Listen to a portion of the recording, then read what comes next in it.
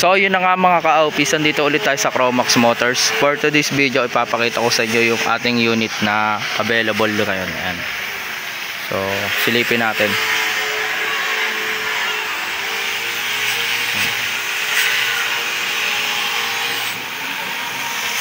Proceed tayo sa kabilang unit. So ayan, ito yung isa nating available na unit. Ayan. So ikutan din natin ulit.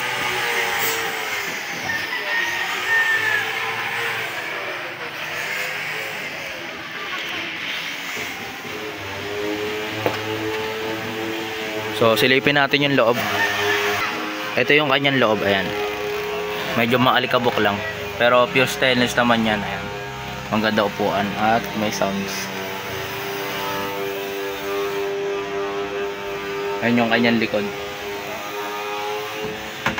So, proceed tayo sa harap. So ayan yung kanyang harap. Ayan.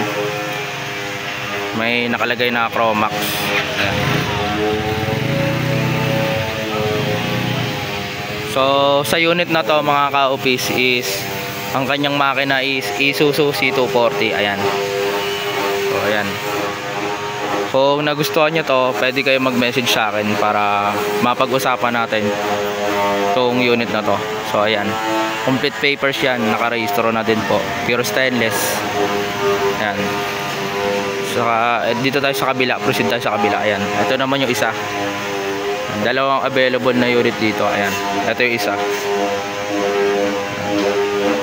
Chromax din nakalagay. Ayan. At ang kanyang makina is Isuzu C190. Ayan. So silipin natin yung loob. Ayan. Medyo maalikabok, madumi. Ayan yung kanyang likod. Pure stainless din to. Running condition yan. So ayan.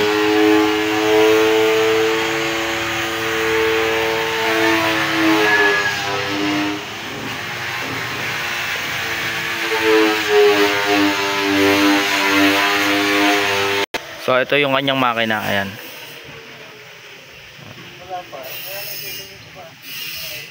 Ayan. Medyo maalikabok lang. So proceed tayo dun sa kabila. Tingnan natin yung kanyang makina. So ito yung kanyang makina. Ayan. C240 yung kanyang makina. Dun sa kabila is C190. Ayan. Isuzu C190 yung kabila. Ito naman C240. Ayan.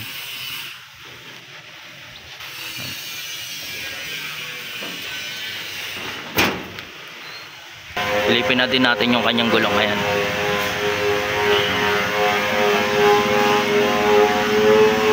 So kung nagustuhan nyo to mga ka-office, pwede kayong mag-message sa akin para mapag-usapan natin kung magkano yung price ng mga to. Ayan. So makinis pa yan. So yung nakaka-locate yung ating shop dito sa Imus Cavite. Ayan, sa Pedro Reyes Street. So pwede kayong mag-message sa akin pag gusto nyo magpa-restore or magpa-remodel or gusto nyo ng unit. Ayan. Ayan yung mga ginagawa natin dito. Medyo maingay pa kasi marami pa nagagawa. Kasi binabaping to. Ayan. Kasi re-release na to. Malapit na kasi release to. Kaya binabaping na siya. So marami pa tayong project dito. Ayan. May bagong dating. Ayan. Ayusin pa yan. Saka ito. Ayan. So marami-rami pa. So ayan mga ka-office, hanggang dito na lang. Message nyo na lang ako pag nagustuhan nyo yung ating unit. So maraming salamat.